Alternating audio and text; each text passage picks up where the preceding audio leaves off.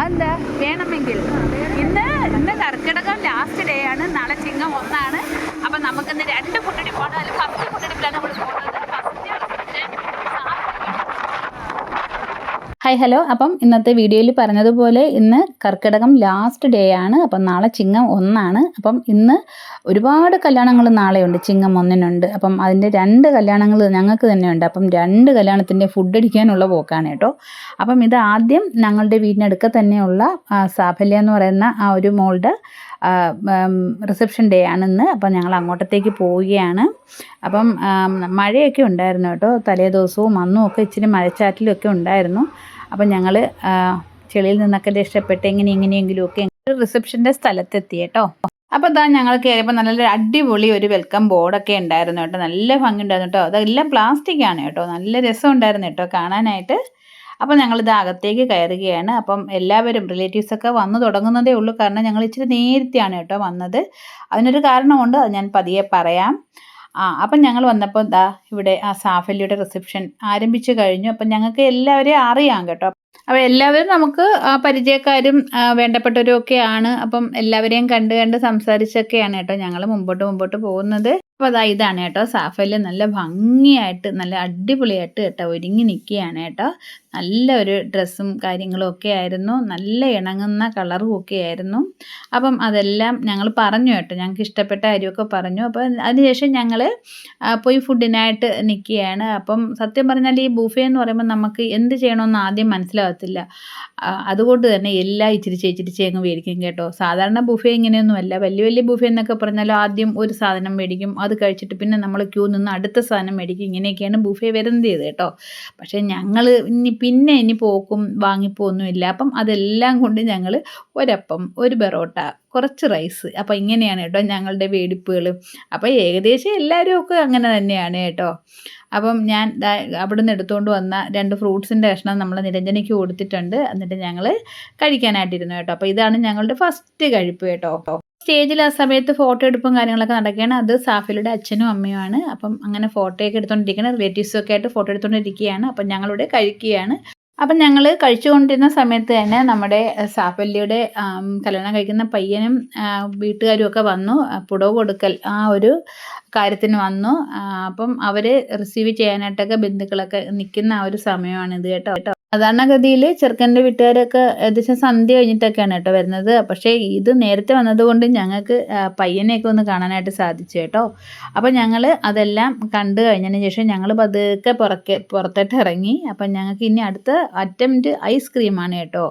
അപ്പം ഞങ്ങൾ ഐസ്ക്രീമും വാങ്ങിച്ച് അത് കഴിച്ച് നമുക്ക് വീട്ടിലേക്ക് പോകാമെന്ന് വിചാരിച്ചു കേട്ടോ. ഓക്കെ, അങ്ങനെ ഫസ്റ്റ് കല്യാണ റിസപ്ഷൻ കഴിഞ്ഞു. അപ്പം ഇനി അടുത്തത് സെക്കൻഡാണ്. അപ്പോൾ സെക്കൻഡിനൊരു പ്രത്യേകതയുണ്ട്. ഞങ്ങളുടെ വീട്ടിന് ജസ്റ്റ് ഓപ്പോസിറ്റാണ് കേട്ടോ രണ്ടാമത്തെ കല്യാണ വീട്. അപ്പോൾ അതുകൊണ്ടാണ് കേട്ടോ ഞാൻ നേരത്തെ തന്നെ സാഫല്യയുടെ റിസപ്ഷന് പോയത്. കാരണം ഇവിടെയും നമുക്ക് ഒരുപാട് സമയം നിൽക്കേണ്ടതായിട്ടുണ്ട്. അങ്ങനെ ഞങ്ങൾ പോവുകയാണ്. സാറൊക്കെ കണ്ട് ഫ്രണ്ടിൽ തന്നെ ഉണ്ട് കേട്ടോ. ഞങ്ങളുടെ ജസ്റ്റ് ഓപ്പോസിറ്റാണ് കേട്ടോ ഈ വീട്. അപ്പം നമുക്കന്ന് ഹനയും കീർത്തനയും ഒക്കെ ഉള്ള ഒരു ദിവസമായിരുന്നു കേട്ടോ. അപ്പം അതുകൊണ്ട് അവർക്കും ഇതിനകത്ത് പങ്കെടുക്കാനായിട്ട് സാധിച്ചു. നമ്മുടെ കല്യാണ പെങ്കുച്ചിൻ്റെ പേര് ഡോക്ടർ അപർണ എന്നാണ്. അപ്പോൾ അപർണയുടെ അമ്മയാണ് കേട്ടോ ഇത് ശകുന്തള ചേച്ചി. ഓക്കെ, അപ്പം ഞങ്ങളുടെ അവിടെ റിസപ്ഷൻ ആയിട്ട് അവർ വെച്ചിട്ടില്ലായിരുന്നു. അതുകൊണ്ട് തന്നെ ഭയങ്കര തിരക്കൊന്നും ഇല്ലായിരുന്നു. ഞങ്ങൾ കുറച്ച് അയൽവക്കക്കാരും കൂട്ടുകാരും അപ്പം അങ്ങനത്തെ ഉള്ള ആൾക്കാരാണ് കൂടുതലും ഉണ്ടായിരുന്നത് കേട്ടോ. ഇതാ നമ്മുടെ അന്നു ഇതുകൊണ്ട് അന്നുവിൻ്റെ പരിപാടികളൊക്കെ തുടങ്ങിക്കഴിഞ്ഞു. കുരുത്തക്കേടൊക്കെ ഇങ്ങനെ വന്ന് തുടങ്ങിക്കഴിഞ്ഞു. അന്നു ഇങ്ങനെ ഇരിക്കുകയാണ്. അന്നുവിനിങ്ങനെ കുരുത്തക്കേട് വന്നുകൊണ്ടേയിരിക്കുകയാണ് ഗൈസ്. ഞങ്ങൾ വെയിറ്റ് ചെയ്തിരിക്കുന്നത് പയ്യൻ്റെ വീട്ടിൽ നിന്ന് കുറച്ച് ആളുകൾ വരും. അപ്പം അവർ വരുന്നത് കാത്ത് ഇങ്ങനെ എല്ലാവരും ഇരിക്കുകയാണ് കേട്ടോ.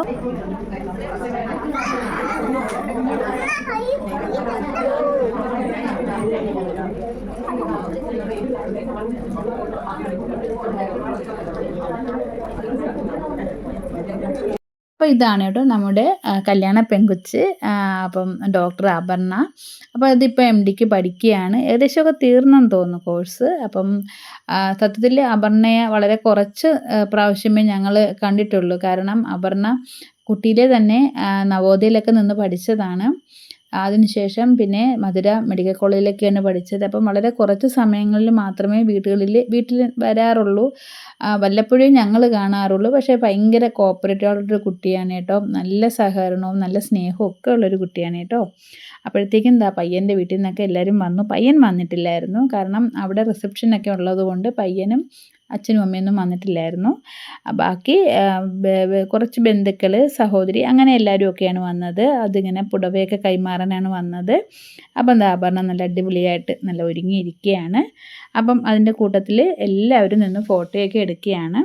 അപ്പം ആദ്യം ഞാൻ നമ്മുടെ നെയ്ബേഴ്സിൻ്റെയൊക്കെ കൂടെ നിന്ന് അപർണയായിട്ട് ഫോട്ടോ എടുത്തു. അപ്പം അതിനുശേഷം സാറും നിരഞ്ജനയും കീർത്തനയും ഹനഭാവയും എല്ലാവരും വന്ന് അപർണയുടെ കൂടെ നിന്ന് ഫോട്ടോ എടുത്തു കേട്ടോ.